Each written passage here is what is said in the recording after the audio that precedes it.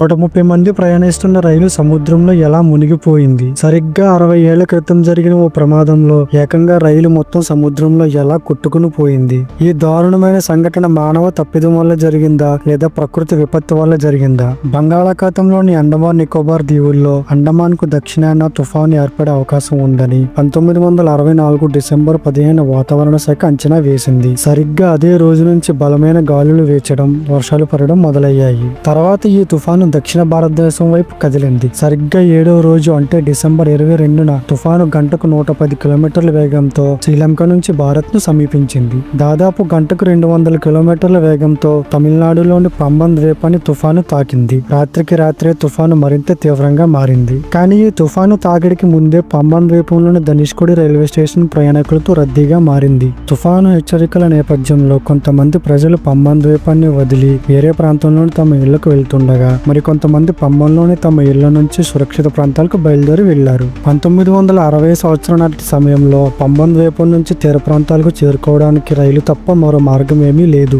తుఫాను హెచ్చరికల కారణంగా చాలా మంది ప్రజలు పగటిపూట రైలులో సముద్రాన్ని దాటారు. కానీ డిసెంబర్ 22వ తేదీ రాత్రి చివరి రైలు ఎక్కిన వారికి కాసేపట్లో తమకు ఏం జరుగుతుందనే దానిపై ఎటువంటి అవగాహన లేదు. పంబన్ ద్వీపాన్ని భారత ప్రధాన భూభాగంతో కలిపే 2 కిలోమీటర్ల పొడవైన పంబన్ వంతెనను సముద్ర ప్రేమికులు ఇప్పటికీ చాలా ఇష్టపడతారు. ఈ వంతెన పంబన్ ద్వీపాన్ని తమిళనాడులో ఉన్న మండపం రైల్వే స్టేషన్ తో కలుపుతుంది.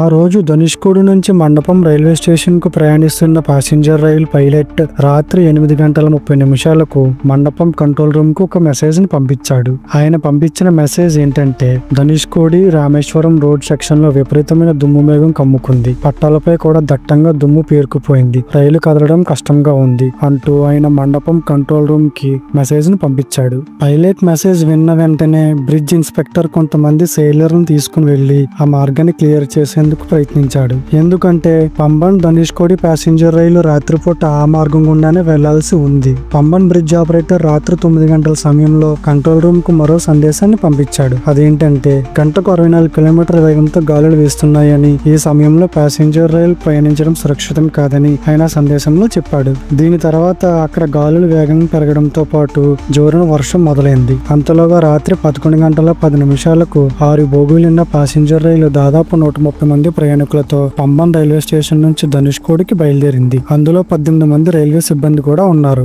ఆ రైలు షెడ్యూల్ సమయానికి రామేశ్వర్ రోడ్ స్టేషన్ కు చేరుకుంది. కానీ సిగ్నల్ ఆలస్యం కావడంతో తరువాత స్టేషన్ అయిన ధనుష్కోడికి 15 నిమిషాలు లేటుగా బయలుదేరింది. ఆ ట్రైన్ ధనుష్కోడి రైల్వే స్టేషన్ కు రాత్రి 12:30 చేరుకోవాల్సి ఉంది. ధనుష్కోడి స్టేషన్ సమీపంలోని క్యాబిన్ లో ఉన్న రైల్వే సిబ్బంది ఆ రైలు రాక కోసం ఎదురు చూస్తూ ఉన్నారు. కానీ ఆ ట్రైన్ ఎప్పటికీ ధనుష్కోడి చేరుకోలేదు. రాత్రి 12:30 సమయంలో బలమైన ఈదురుగాలులతో కూడిన భారీ వర్షం కురిసింది. ఈ కారణంగా కంట్రోల్ రూమ్ కు, రైల్ సిగ్నల్ క్యాబిన్ కు కమ్యూనికేషన్ తెగిపోయింది. అప్పుడు పరిస్థితి మరీ దారుణంగా మారింది. ధనుష్కోడి రైల్వే స్టేషన్ మొత్తం నీటిలో మునిగిపోయింది. షెడ్యూల్ సమయానికి రావాల్సిన ట్రైన్ ఇంకా స్టేషన్ కు రాకపోవడంతో ప్రతికూల వాతావరణం కారణంగా రైలు తిరిగి రామేశ్వరం రోడ్ స్టేషన్ కి వెళ్లి ఉంటుందని ధనుష్కోడి రైల్వే సిబ్బంది భావించారు. రామేశ్వరం రోడ్ రైల్వే స్టేషన్ సిబ్బంది ఏమో రైలు సురక్షితంగా ధనుష్కోడి చేరి ఉందని అనుకున్నారు. బలమైన ఈదురుగాలులు, మెరుపులతో కూడిన వర్షం కారణంగా ఈ 2 రైల్వే స్టేషన్ కు చెందిన సిబ్బంది రైలు జాడ కనుక్కోవడానికి బయటికి వెళ్లలేకపోయారు. అలాగే తెల్లవారిపోయింది. డిసెంబర్ 23న తుఫాను కాస్త శాంతించింది. కానీ ధనుష్కోడి మొత్తం దాదాపుగా నీటిలో మునిగిపోయి స్తంభించిపోయింది.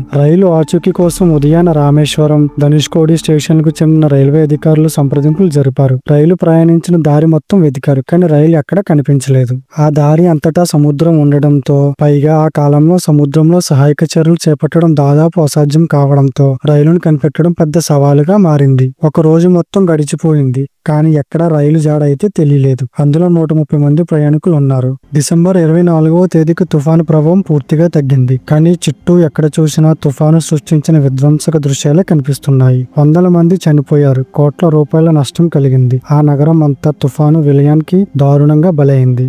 ఇంతలో రైల్వే ఉద్యోగి ఒకరు బీచ్ లో ఏదో అనుమానాస్పద వస్తువును చూశారు. తుఫాను కారణంగా ఎన్నో వస్తువులు నేలపై నుంచి ఎగురుతూ వెళ్లి సముద్రంలో కలిశాయి. కానీ ఆ అనుమానాస్పద వస్తువును చూసిన వెంటనే ఆయనకు అదేంటో పూర్తిగా అర్థమైపోయింది. వెంటనే తాను చూసిన విషయాన్ని అంతా ఆయన ఉన్నతాధికారులకు చెప్పారు. ఘటనా స్థలానికి వెళ్లి చూడగా అది కనిపించకుండా పోయిన రైలు భాగమని తెలిసింది. అప్పటికే 24 గంటలు గడిచిపోయి ఉండడంతో ఆ రైలులో ప్రయాణించిన 130 మంది ప్రయాణికుల్లో ఒక్కరైనా ప్రాణాలతో ఉండి ఉంటారని నమ్మలేని పరిస్థితి. రైలు శిథిలాలను గుర్తించిన తర్వాత తుఫాను కారణంగా రైలు మొత్తం సముద్రంలో బోల్తా కొట్టిందని, అందులో ఏ ఒక్కరూ ప్రాణాలతో బయట పడలేదని భావించారు. ఆ రాత్రి రైలు బయలుదేరే ముందు పంబన్ ధనుష్కోడి ప్యాసింజర్ రైల్లో ప్రయాణిస్తున్న వారి సంఖ్యను లెక్కించే పనిని Pamban railway station assistant station master కి అప్పగించారు.